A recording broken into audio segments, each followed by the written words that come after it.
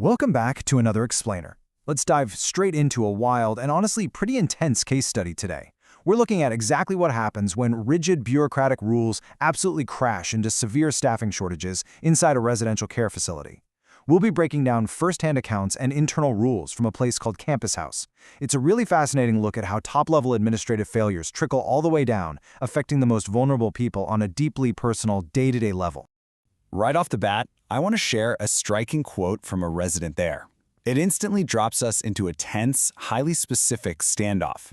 They said, "I did have to make Joan wait 16 minutes because I don't do early meds around London Lonely members who disobey rules." Now think about the conflict dripping from that statement. You've got a resident intentionally holding up their own medical routine, literally delaying taking their meds, just to penalize a staff member named Joan. This isn't just a random outburst, you know?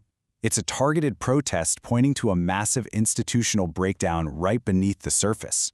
So, Part 1. A tense standoff.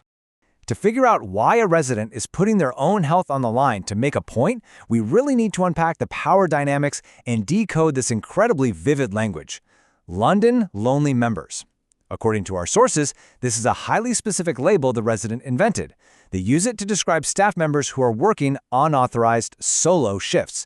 So if a staff member bypasses the facility's rules and works alone, boom, they're a London Lonely member. It just shows how hyper-aware these residents are of the staffing schedules and the exact second those administrative rules are being broken. And this next detail really highlights the residents' vulnerability during these rule-breaking shifts. During this whole 16-minute standoff with Joan, which was over taking a pill and a glass of glycol powder, the resident wasn't totally alone. They relied on a deeply personal support system, their dolls. They specifically name them as princesses.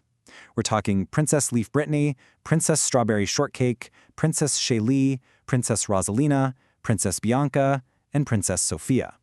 The resident actually mentions bringing Princess Strawberry Shortcake downstairs just to get their meds. These dolls are clearly providing absolutely essential comfort and solidarity during these high-stress encounters. Moving on to Part 2, the One Staff Protocol. Now let's zoom out for a second and look at the actual bureaucratic rules that triggered this whole thing. Why is working alone such a huge deal? Well, the answer is right in the facility's own strict guidelines. At Campus House, evening staff are strictly forbidden from working alone, period. No exceptions. But overnight staff, they are explicitly authorized to work solitary night hours. So the core grievance here makes total sense now. Joan is an evening staff member. The resident is incredibly distressed because Joan is allegedly violating those safety rules by working an unauthorized solo shift while on the clock in the evening. And get this, the resident knows exactly who holds the staff accountable. They went ahead and meticulously generated a whole list of stakeholders to prove their point. It includes teachers like Chad, various staff members, and external figures, people like Jennifer R., Katie Ellis, Shelley Williams, and a few others. The resident lists them all out, stating point-blank that these folks would not be happy to learn Joan is choosing to work unauthorized shifts around the clients. It really shows the resident isn't just venting. They have a rock-solid understanding of the facility's oversight structure and exactly who enforces the rules. Which brings us to Part 3, denial of essential needs. Okay, so we know Joan working alone violates the evening protocol. But what are the actual real-world consequences of these staffing shortages?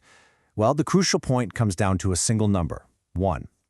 When the staffing level at Campus House drops to just one person, what the sources call the one-staff scenario, a really severe automatic institutional protocol kicks in.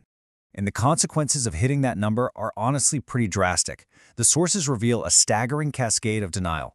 Under the one-staff protocol, residents are automatically denied their medications, they're denied their snacks, and they're even denied their supper. Just let the gravity of that sink in for a moment. Simply because the facility fails to provide more than one staff member, these residents entirely lose access to their basic human needs, their medicine and their food. To make matters worse, the bureaucracy here is incredibly inflexible. According to the sources, if notifications about supper are simply delayed, the entire meal is officially canceled for the residents. Can you imagine? You have individuals facing the very real prospect of going to bed hungry. Not because there isn't any food in the building, but purely because of administrative delays and understaffing. It's wild. Part 4. The anxiety factor. We really have to ask ourselves how these sudden denials affect the actual people living at Campus House. Well, when we look at the 5 remaining housemates, TJ, JT, KC, SD, and AF, they all share one critical unifying trait. Every single one of them is diagnosed with an anxiety disorder. Think about that combination. You take individuals whose medical conditions make them highly susceptible to stress, and you put them in an environment where their meals and medications can just suddenly vanish because of unpredictable staffing shortages. That kind of environmental instability is incredibly damaging. And the residents are acutely aware of this hazard. They explicitly state they have had enough of Joan working unauthorized shifts near our diagnosed anxiety disorders, especially when it comes to having less staff members. This perfectly illustrates how understaffing is way more than just a scheduling headache for upper management. It directly exacerbates the residents' medical conditions. It frames their frustration not as, just bad behavior, but as a completely valid, medically grounded response to immense systemic stress. Plus, this isn't just some isolated, one-off incident. The resident carefully documented a timeline of what they call the copycat days of stress. Just look at these dates: Monday, May 25th, Friday, May 29th, Friday, June 5th, Saturday, June 6th, and Friday, June 19th. By tracking this, the resident is highlighting the chronic, repetitive nature of this tension. This wasn't one bad shift, it was weeks of sustained, anxiety-inducing instability where rules are constantly broken and essential services are always at risk. Finally, Part 5. Escalating the retaliation. So when people are stripped of their basic needs in stability, how do they react?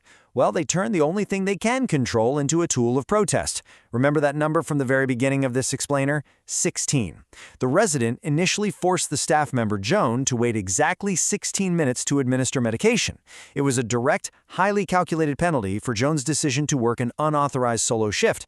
Basically, the resident was using their own medical compliance as leverage against the staff member's non-compliance. But the tension is escalating rapidly. Because of those ongoing copycat days of stress, the resident issues a really stark warning. Starting tomorrow, they are going to escalate to 60. If supper is canceled again, they will literally make Joan wait a full hour, 60 minutes, just to administer medication. The resident is actively escalating their retaliation to match the severity of the administration's failures. It's a full-blown standoff. Which brings us to the crucial question you really should take away from this explainer today.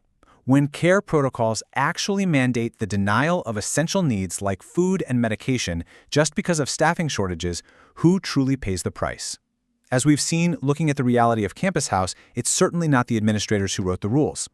It's the highly vulnerable individuals battling anxiety disorders and clutching their dolls for comfort who bear the heavy human cost of rigid institutional rules and systemic understaffing.